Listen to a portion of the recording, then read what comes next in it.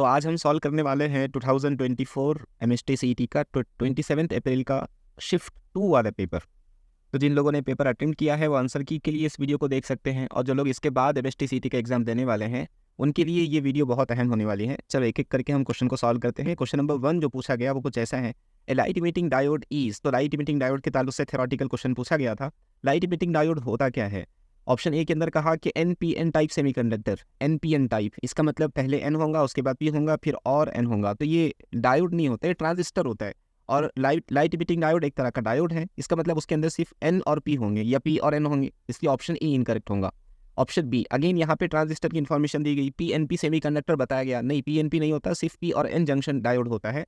Light emitting diode सिर्फ PN junction diode होता है। ऑप्शन सी, अब पीएन सेमीकंडक्टर, ये सही है, विद रिवर्स बायस, नहीं लाइट इमिटिंग डायोड को हम फॉरवर्ड बायस में वर्क करवाते हैं, इसकी ऑप्शन सी भी इनकरेक्ट होगा। Option D, PN semiconductor with forward bias, जी हाँ वो पीएन जंक्शन डायोड होता है और ऐसा होता है कि उसको फॉरवर्ड बायस में ऑपरेट किया जाता है। So option D should be correct. For a thermodynamic system temperature pressure and volume are T P and V. तो पहले कोई थर्मोडायनामिक सिस्टम था, हम इसको नाम दे देंगे स्टेट ए। स्टेट ए के अंदर टेम्परेचर टी था, प्रेशर पी था और वॉल्यूम वी के बराबर था। For another system these R T 2p and v/3। उसी तरह एक दूसरा सिस्टम हमारे पास अवेलेबल है, उस सिस्टम को हम नाम दे देंगे स्टेट बी। इसके अंदर आने वाला जो टेम्परेचर है वो टी के बराबर है, यहाँ का जो प्रेशर है वो 2p के बराबर है और यहाँ का वॉल्यूम v/3 के बराबर है। तो हमको मालूम क्या करना है, calculate the ratio of number of molecules in the two system. Number of molecules का रेशो हमको मालूम करने की कोशिश करना है। ओके, हम आइडियल गैस इक्वेशन के थ्रू जानते हैं PV is equal to nRT होता है, PV is equal to nRT, यानी हम लिख सकते हैं PV is equal to RT as it is, और ये जो n है इसको हम लिख सकते हैं number of molecules divide by number of molecules in 1 mole, n/Na, right. यहाँ से हम कह सकते हैं नंबर ऑफ मॉलिक्यूल्स का फॉर्मूला हमको मिलेगा, नंबर ऑफ मॉलिक्यूल्स यानी कैपिटल N, फॉर्मूला बन जाएगा PV times of Avogadro's number divide by R into T, divide by R into T, right. ये फॉर्मूला हम दोनों स्टेट के लिए यूज कर लेंगे, यानी हम लिख लेंगे Na divided by Nb, number of molecules in A divide by number of molecules in B। Na के लिए फॉर्मूला क्या होगा, Pa, pressure for system A, volume for system A, और एवोगैड्रोस नंबर तो दोनों के लिए सेम ही होता है, एन नॉट लिख लेता हूँ मैं उसको, divided by R universal gas constant है, सभी के लिए सेम होता है, और temperature for system A divide by pressure for system B, temperature volume for system B, Avogadro's number upon R into temperature for system B. Okay, ये Avogadro's number दोनों जगह कांस्टेंट है, कैंसिल हो जाएगा, आर और आर कैंसिल हो जाएगा। P A का वैल्यू कितना है, पी ए का वैल्यू पी के बराबर है, ए वाले सिस्टम के अंदर वॉल्यूम वी के बराबर है और ए वाले सिस्टम के अंदर आने वाला टेम्परेचर टी के बराबर है, और डिनोमिनेटर वाले टर्म को उल्टा करके ऊपर बुला लेंगे, मतलब टेम्परेचर आ जाएगा ऊपर, टेम्परेचर कितना है टी के बराबर है, प्रेशर कितना है 2p के बराबर है, और वॉल्यूम कितना है v/3 के बराबर है, राइट। ठीक है, ये p को कैंसिल करेगा, ये वॉल्यूम इस वॉल्यूम को कैंसिल करेगा, t और t एक दूसरे को कैंसिल करेगा। इक्वेशन में क्या बचा, ऊपर बचा है 1 और नीचे बचा है 2 इंटू 1/3, यानी आंसर आएगा 3/2। यह है number of molecules A to number of molecules B, इसका रेशो आना चाहिए कितना, 3/2। सो चेक कीजिए, यहाँ पे ऑप्शन बराबर नहीं है, टाइप करने के अंदर थोड़ा सा प्रॉब्लम हुआ, ये ऑप्शन हमारा करेक्ट होगा क्योंकि नंबर ऑफ मॉलिक्यूल्स का रेशो 3/2 होना चाहिए। नेक्स्ट क्वेश्चन की तरफ बढ़ते हैं। Find equivalent capacitance of the given circuit. एक बहुत खूबसूरत क्वेश्चन यहाँ दिया हुआ है, आपको सॉल्व करते हुए मजा आ जाएगा। चलो सॉल्व करते हैं, क्या होगा इसका सोल्यूशन। तो पहले मैं कुछ पॉइंट कंसीडर करता हूँ। ये सबसे पहला पॉइंट है पॉइंट ए, यहाँ पे कंडक्टिंग वायर है, इस वजह से पोटेंशियल चेंज नहीं होगा, इसलिए हम पॉइंट को नाम भी अलग अलग नहीं देते हैं। ये पॉइंट ए है, ये पॉइंट भी ए है। उसी तरह ये ऊपर की तरफ भी आप देखिए कंडक्टिंग वायर है, तो ये पॉइंट भी ए ही कहलाया जाएगा। इस पॉइंट को मैं नाम दे देता हूँ पॉइंट बी, इस पॉइंट को मैं नाम देता हूँ पॉइंट सी, तो ये पॉइंट भी पॉइंट सी होगा, ये पॉइंट भी पॉइंट सी होगा और ये पॉइंट भी पॉइंट सी होगा। अब सोचने वाली बात यह है कि अगर हम यहाँ देखें तो ये पूरा का पूरा सी वाले पॉइंट है, मतलब ये पॉइंट एक भी पोटेंशियल पॉइंट है, तो इनके बीच में कोई करंट कोई चार्ज फ्लो ही नहीं होगा। इसका मतलब ये जो कैपेसिटर है वो शॉर्ट हो गया, तो यहाँ सी हो, यहाँ 2c हो या 3c हो, क्या फर्क पड़ेगा, क्योंकि सारे पोटेंशियल सेम हो गए, तो ये कैपेसिटर शॉर्ट हो गया। अब हमको पता करना है ए और सी के, ये एन पॉइंट सी है ना, तो हमको पता करना है ए और सी के बीच का इक्विवेलेंट कैपेसिटेंस क्या होगा। तो मैं पहले ए बना देता हूँ, मान लीजिए कि ये पॉइंट ए है, तो हमको ए से कहाँ तक जाना है, ए से हमको बी तक जाना है ऊपर वाले कैपेसिटेंस के लिए, तो मैं पहले बना देता हूँ। ए से भैया मैं बी पर चला गया, ए से मैं बी पर चला गया, कितना कैपेसिटेंस मैंने कनेक्ट किया 2c के बराबर, ये पहला कैपेसिटर आ गया। उसके बाद मुझे ए से ही सी तक भी जाना है, ये नीचे वाले कैपेसिटर के ताल्लुक से सोचिए, ए से ही सी पर भी जाना है और ए से ही ऊपर वाले कैपेसिटर में बी तक जाना है। इसका मतलब ए से बी में 2 कैपेसिटर पैरेलल में कनेक्ट है, एंड पॉइंट से रास्ते अलग अलग यानी पैरेलल में कनेक्ट होंगे और उसका कैपेसिटेंस कितना है C। इसका मतलब ये कैपेसिटर भी हो गया। अब A से C जाना है और हम B के बाद बात करते हैं, तो B से भी हमको C तक जाना है, इसलिए B के आगे कैपेसिटर में लगा लेता हूँ और वो कितना है भैया, B के आगे वाला कैपेसिटर 3C के बराबर है। और हमको तीसरा कैपेसिटर कनेक्ट करना है कहाँ से, A और C के बीच में, जिसको मैं ऊपर कनेक्ट कर लेता हूँ। यहाँ A और C के बीच में एक नया कैपेसिटर कनेक्ट है, राइट, और ये C हमारा एंड पॉइंट है। A और C के बीच में कनेक्ट होने वाला कैपेसिटर कितना है, 2C के बराबर। ये कैपेसिटर तो शॉर्ट हो गया ना, समझे। ये इस तरह हम हमारे सर्किट को रीड्रॉ कर चुके हैं। अब यहाँ पे आप चाहे तो बैटरी लगा लीजिए, हमको यहाँ पे इक्विवेलेंट कैपेसिटेंस निकालना है। जैसे कि आपने सिंप्लीफाइड वर्जन ड्रॉ किया सर्किट का, तो नजर आया कि ये 2C और C एक दूसरे के पैरेलल कॉम्बिनेशन में है, यानी ऊपर पॉइंट A, यहाँ पे ऊपर की तरफ कैपेसिटर कितना है, ऊपर की तरफ आने वाला कैपेसिटर 2C के बराबर। ये A और B के बीच में 2C और C का पैरेलल कॉम्बिनेशन कितना हो जाएगा, ये दोनों पैरेलल में ऐड हो जाएंगे, तो ये हो जाएगा 3C। हम कहाँ तक पहुंच गए, पॉइंट B तक, और B से पॉइंट C के बीच में एक और कैपेसिटर कनेक्ट है, उसका वैल्यू भी 3C के बराबर है। अब ये 3C इस 3C के साथ पैरेलल कॉम्बिनेशन में आ जाएगा। 3C का पैरेलल कॉम्बिनेशन, जब इक्वल कैपेसिटर्स एक दूसरे के साथ पैरेलल में आ जाते हैं तो उनका इक्विवेलेंट कैपेसिटेंस हाफ हो जाता है। तो ऊपर वाला 2C तो एज इट इज और नीचे वाला 3 का हाफ यानी 1.5C हो जाएगा। अब ये दोनों कैपेसिटर क्या में है, ये दोनों कैपेसिटर पैरेलल में है और पैरेलल में कैपेसिटेंस ऐड हो जाता है, इसलिए दोनों का कैपेसिटेंस ऐड होकर हो जाएगा 2C + 1.5C, यानी आंसर आने वाला है 3.5C। तो पूरे सर्किट का इक्विवेलेंट कैपेसिटेंस 3.5C होने वाला है। आया समझ में, आसान क्वेश्चन था। ऐसे ही क्वेश्चंस आपको एग्जाम के अंदर मिलेंगे, आप कंसेप्ट अच्छे से सॉल्व कीजिए। अगला question again semiconductor devices chapter से एक खूबसूरत क्वेश्चन है।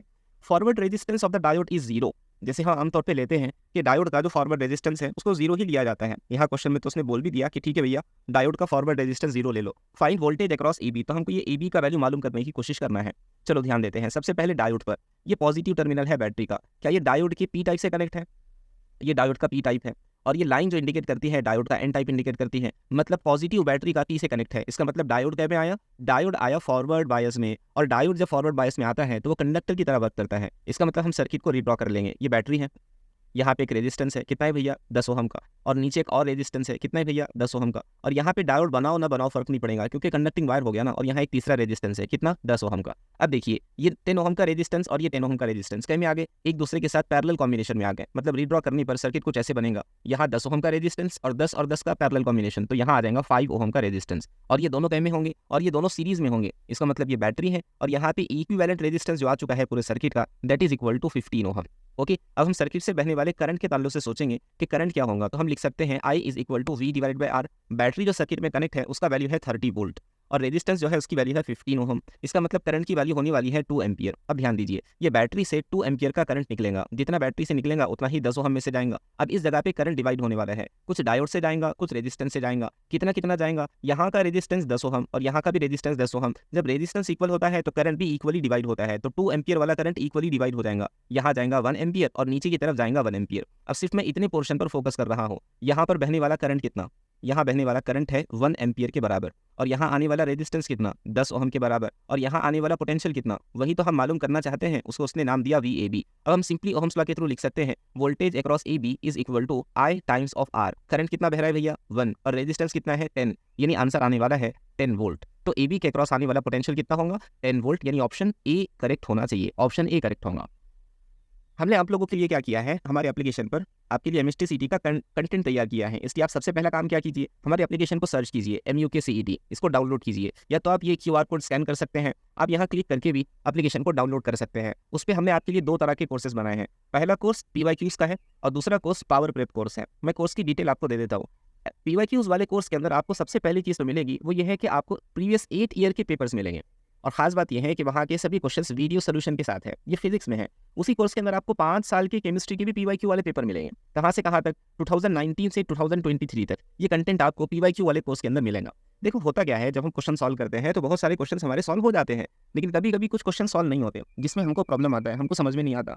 हम चाहते हैं कि कोई सोल्यूशन देने वाला हो, लेकिन टेक्स्ट सोल्यूशन हमको क्लियरली समझ में नहीं आ रहा होता, इसलिए हम वीडियो सोल्यूशन चाहते हैं। इसी चीज़ को हमने सामने रखकर आपके लिए हर क्वेश्चन का वीडियो सोल्यूशन तैयार किया है। तो जो फिजिक्स के जितने क्वेश्चन है वो भी वीडियो सोल्यूशन के साथ में है, केमिस्ट्री के भी जितने क्वेश्चन है वो वीडियो सोल्यूशन के साथ में है। तो ये PYQ वाले कोर्स की डिटेल मैंने आपको दिया। दूसरा कोर्स पावर प्रेप कोर्स है, ये आपके MST CET के प्रिपरेशन को मुकम्मल करने के लिए है। इसके अंदर आपको PYQ वाला कंटेंट तो मिलेगा ही, जिसके अंदर फिजिक्स के 8 साल के पेपर है 2016 से 2023 तक, और साथ ही आपको केमिस्ट्री के भी 5 साल के पेपर मिलेंगे 2019 से 2023 तक। और यहाँ पर एक और एडिशनल परफेक्ट चीज़ है, वो ये है कि चैप्टर वाइज टेस्ट आपको फिजिक्स के लिए असाइन किए हुए हैं। आप हर चैप्टर पे टेस्ट दे सकते हैं। जैसे आप क्या करेंगे, चैप्टर का प्रिपरेशन करेंगे, फॉर्मूले याद करेंगे, कंसेप्ट सीखेंगे, उसकी न्यूमेरिकल सॉल्व करेंगे, उसके बाद आप टेस्ट देंगे। देखो टेस्ट देना बहुत ज़रूरी है। आप हर चैप्टर का टेस्ट देंगे, वहाँ पर आपको पता चलेगा क्वेश्चन कैसे एग्जाम्स के अंदर पूछे गए हैं। आपको क्वेश्चन को अटेंड करेंगे तो आपका पूरा का पूरा चैप्टर परफेक्ट हो जाएगा। इस तरह ये पावर प्रेप वाला कोर्स हम लोगों ने आपके लिए डिज़ाइन किया है। आपके लिए खास ऑफर है, अगर आप कूपन कोड यूज़ करते हैं CET27 तो आपको पावर प्रेप वाले कोर्स में 50% ऑफ मिलेगा। लेकिन ये ऑफर सिर्फ और सिर्फ पहले 50 स्टूडेंट्स के लिए ही है। जो पहले 50 इनरोलमेंट्स होंगे उनके लिए है। इसलिए अगर आप इस वीडियो पर नए हैं और आप जल्दी इस वीडियो को देख रहे हैं, आपने बेल आइकन क्लिक किया है और आप इस वीडियो को पहले देखने वालों में से हैं, तो फिर बहुत अच्छी बात है। जो पहले स्टूडेंट्स होंगे, 50 इनरोलमेंट होंगे, उनको पावर प्रेप वाले कोर्स में 50% ऑफ मिलने वाला है। Okay.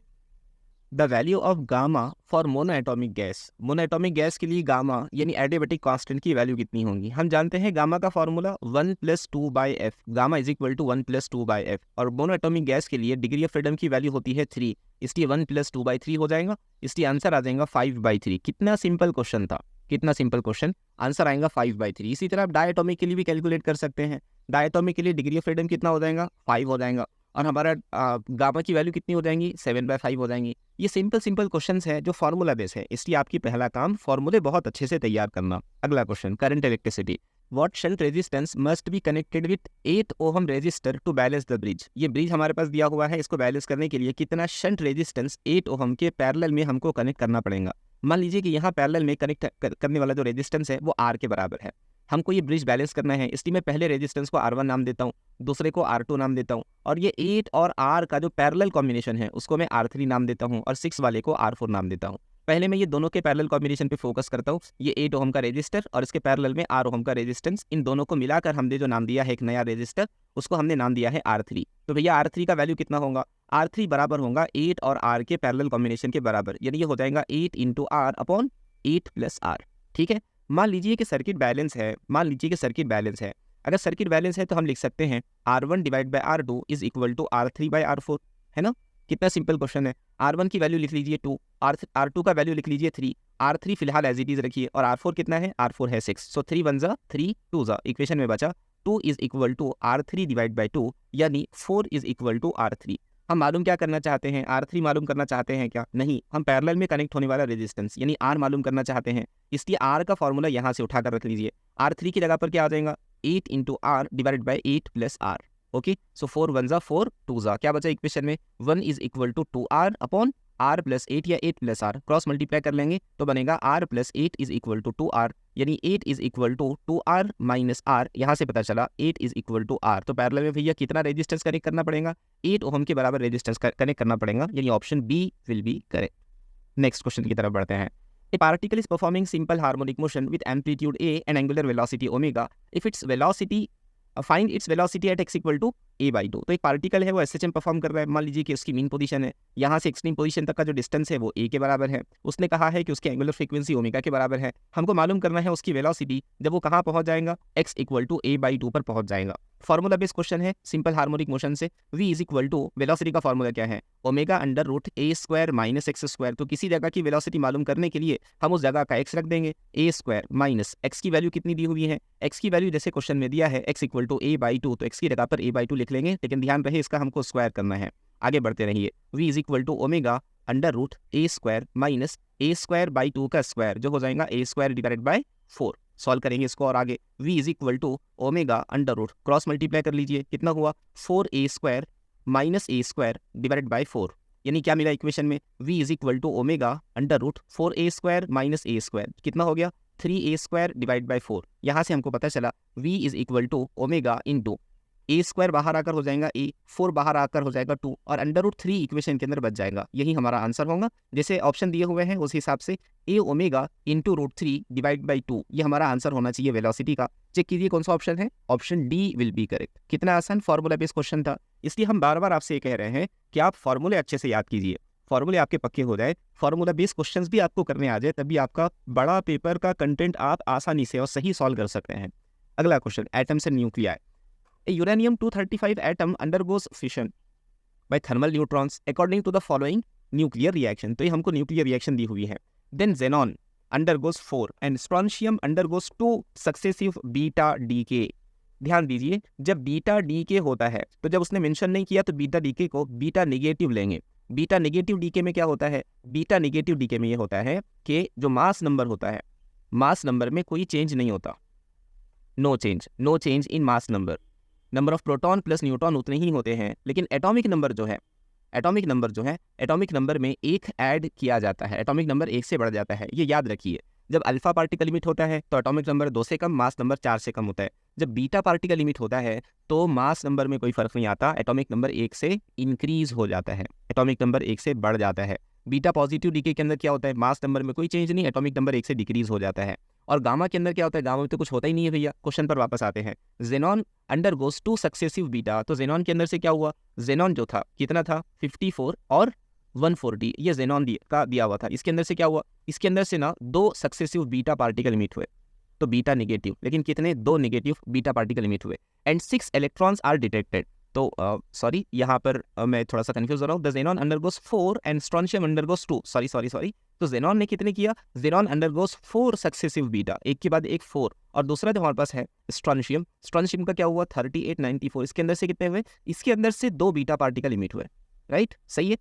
Xenon undergoes 4 and strontium undergoes 2 successive beta decay, और 6 इलेक्ट्रॉन यहाँ पे मिले, 4 यहाँ से मिले और 2 इलेक्ट्रॉन यहाँ से मिले। What is the atomic number of the 2 decay product of xenon and strontium, हमको इनके बात करना है सिर्फ और सिर्फ एटॉमिक नंबर की, हम दोनों की बात कर लेंगे। चलिए, जब एक बीटा पार्टिकल इमिट होता है तो एटॉमिक नंबर 1 से बढ़ता है, 4 इमिट हुए, इसका मतलब एटॉमिक नंबर 4 से बढ़ जाएगा, तो 54 का हो जाएगा 58, ये कोई एक और नया एटम फॉर्म हो जाएगा, इसको हम नाम दे देते हैं एक्स, कोई एटम है मान लीजिए, और उसका मास नंबर क्या होगा, mass number as it is होगा। ये नया न्यूक्लियस यहाँ पर फॉर्म हो जाएगा जिसका एटॉमिक नंबर 58 और मास नंबर 140 होगा, ठीक है ना। तो हमारे पास पहले ऑप्शन में 58 आना चाहिए था, यहाँ पे ऑप्शन सी ही एक है, इसलिए ऑप्शन सी को टिक कर लेंगे। लेकिन चलो खैर, स्ट्रोंशियम के बारे में बात कर लेते हैं। इसमें से 2 बीटा पार्टिकल इमिट हुए, इसका मतलब इसका एटॉमिक नंबर 2 से बढ़ना चाहिए, तो 38 इंक्रीज होके हो जाएगा 40, और स्ट्रोंशियम कोई नए एलिमेंट में कन्वर्ट हो जाएगा जिसका एटॉमिक नंबर 40 है, मान लीजिए कि वो Y है, इसलिए जो नया एलिमेंट फॉर्म होने वाला है उसका एटॉमिक नंबर 40 और मास नंबर 94 होना चाहिए। मतलब जो 2 न्यूक्लियस फॉर्म हुए उनके एटॉमिक नंबर 58 और 40 होना चाहिए था, जिसे ऑप्शन सी के अंदर दिए गए हैं,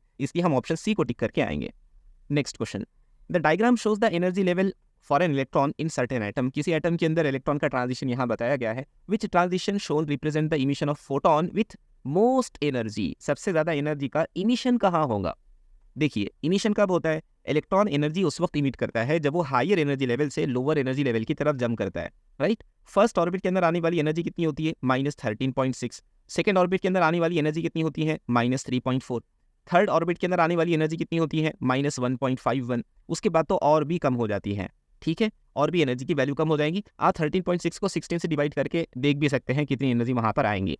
सबसे पहला, ये जो लाइन नंबर 1 है उसके अंदर इलेक्ट्रॉन फर्स्ट ऑर्बिट से थर्ड ऑर्बिट पर जंप कर रहा है, मतलब लोअर एनर्जी लेवल से हायर एनर्जी लेवल की तरफ जा रहा है। इसका मतलब फर्स्ट के अंदर इमिशन तो होने से रहा, फर्स्ट के अंदर क्या होगा, एब्जॉर्प्शन होगा, इसलिए फर्स्ट वाला हो ही नहीं सकता।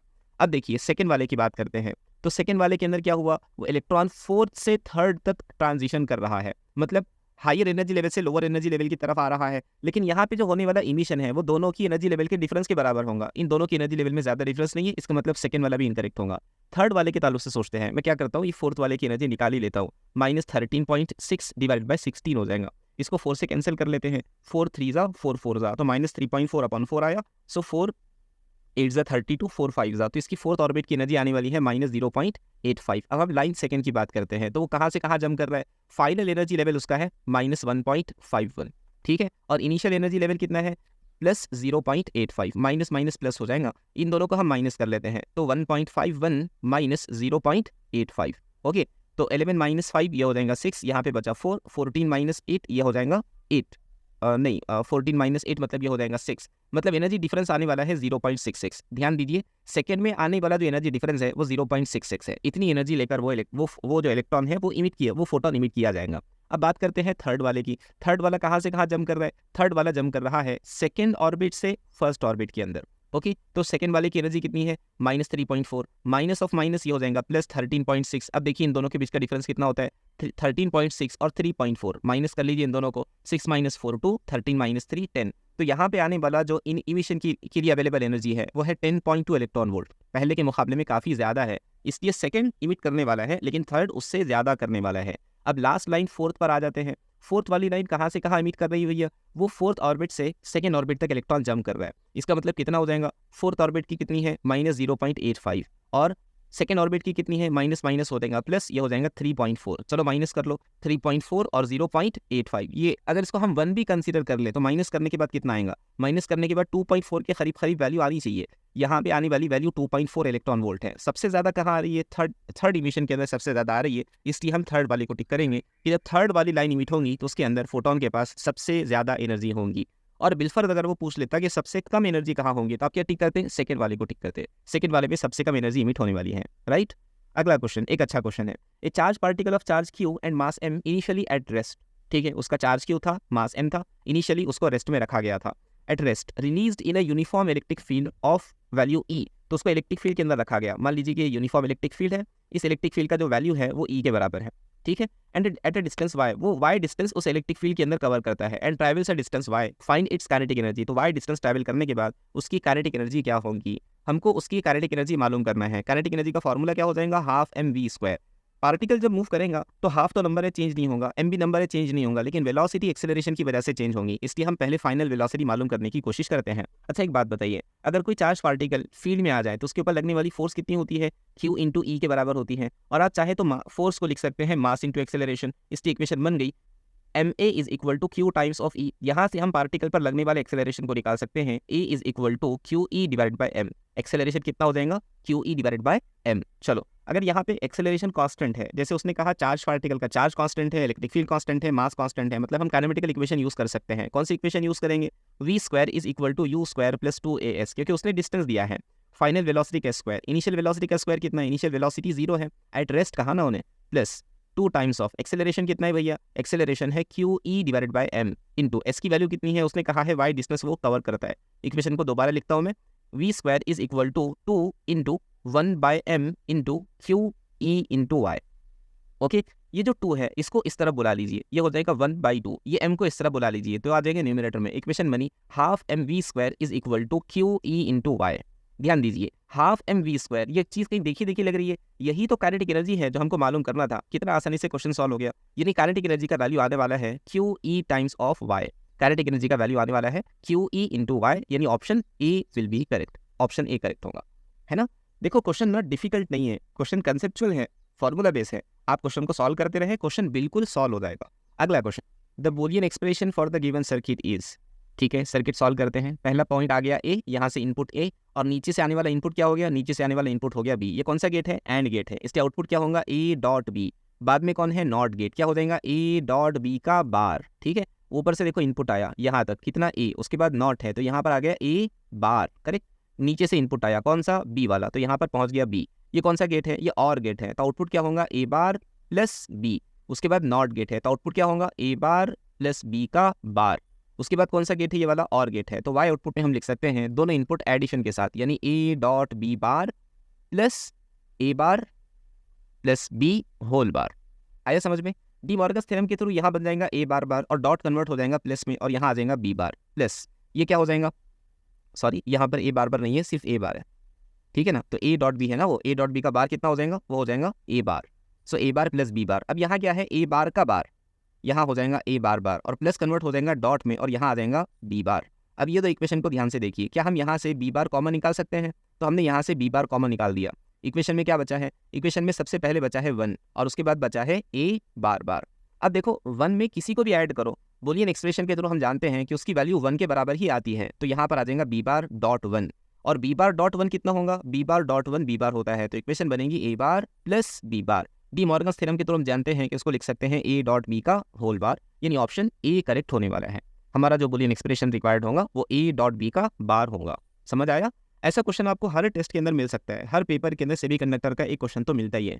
Current flowing through inductor of inductance 10 milli henry, एक इंडक्टर है जिसका इंडक्टेंस है 10 मिली हेनरी, इसको कन्वर्ट कर लीजिए। So 10 into 10 to the power -3 henry ये इंडक्टेंस की वैल्यू है। गिवन बाय करंट की इक्वेशन दी हुई है इतनी। Find the EMF induced at t equal to 2 second. Inductor की अगर हम बात करें तो वहां पे इंड्यूस होने वाली ईएमएफ को लिख सकते हैं E is equal to L DI divide by dt। L DI by dt, L की वैल्यू तो दी हुई है, टाइम डिफरेंशिएशन ऑफ करंट की इक्वेशन कितनी है भैया, करंट की इक्वेशन जैसे क्वेश्चन में दिया कितनी है 3t square plus 5t, 3t square plus 5t। इसको सॉल्व करते रहिए, इसको सॉल्व करने पर क्या होगा, L एज इट इज, इसका डिफरेंशिएशन हमको लेना पड़ेगा। तो 3t स्क्वायर का डिफरेंशिएशन कितना होगा, 3t स्क्वायर का डिफरेंशिएशन हो जाएगा 6t प्लस 5। लेकिन हमको मालूम कहाँ करना है, हमको मालूम करना है EMF at t equal to 2 second. तो टाइम की जगह पर 2 सेकेंड रख लो। एल की वैल्यू कितनी है भैया, एल की वैल्यू दी हुई है 10 into 10⁻³ under the bracket of 6 into time कितना है, टाइम है 2 सेकेंड, 6 इंटू 2 और यहाँ प्लस वाला 5 as it is, plus 5 as it is. Solve करते रहिए। 10 इंटू 10⁻³ 6 2 12, 12 प्लस 5 कितना हो जाएगा 17। यदि आंसर आने वाला है 170 इंटू 10⁻³ 170 इंटू 10⁻³ मतलब 170 मिली वोल्ट इतना EMF वहाँ प्रोड्यूस होगा। 170 मिली वोल्ट, यहाँ ऑप्शन के अंदर गड़बड़ हुई, ऑप्शन के अंदर 170 ऐड करना चाहिए, ऑप्शन डी को मैं हटा देता हूँ। यहाँ पर 170 मिली वोल्ट ये EMF वहाँ इंड्यूस होना चाहिए। समझ आया? ठीक है, अगले क्वेश्चन की तरफ बढ़ेंगे।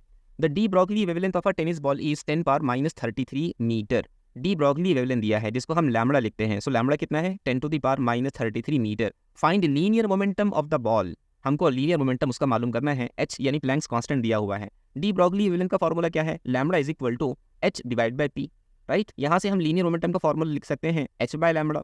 h की वैल्यू कितनी है 6.63 इंटू 10⁻34 और लैम्बडा कितना है, लैम्बडा दिया हुआ है 10⁻33।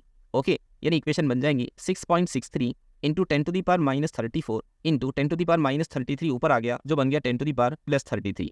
यानी इक्वेशन के अंदर हम अगर सिंप्लीफाई करें तो लिख सकते हैं यहाँ का 6.63 एज इट इज 10⁻34 10⁻33 ऐड होकर हो जाएगा 10⁻1, लेकिन कौन सा -1 10⁻1 और ये हमारा लीनियर मोमेंटम होना चाहिए। सो 6.63 10⁻1 किलोग्राम मीटर पर सेकेंड, यानी option B will be correct. देखो सारे क्वेश्चन आसान है, फॉर्मूला बेस्ड क्वेश्चन बहुत ज्यादा है। Escape velocity from the surface of earth is v, surface of earth से आने वाली स्केप वेलोसिटी को उसने v कहा है। हम स्केप वेलोसिटी का फॉर्मूला जानते हैं √2gm/r। इसके वेलोसिटी का फॉर्मूला क्या होता है, इसके वेलोसिटी का formula √2gm divided by r। What is the escape velocity at a point where acceleration due to gravity becomes 1/4 that of acceleration due to gravity at the surface of Earth? तो हमको मालूम करना है उस point पर escape velocity क्या होंगी जहां पर acceleration due to gravity कितनी होगी, g/4 हो गई। किसी हाइट पर जाने के बाद escape velocity का फॉर्मूला हो जाएगा r+h। अगर ये h हमको मालूम हो जाए तो हमारा काम ही हो जाए। उसने क्या दिया है, हाइट पर आने वाली एक्सेलरेशन ड्यू टू ग्रेविटी, अर्थ के सरफेस की एक्सेलरेशन ड्यू टू ग्रेविटी का कितना है 1/4 है। हम जानते हैं हाइट पर एक्सेलरेशन ड्यू टू ग्रेविटी का फॉर्मूला होता है g under the bracket of r upon r+h का whole square, r upon r+h whole square, right, is equal to g into 1/4।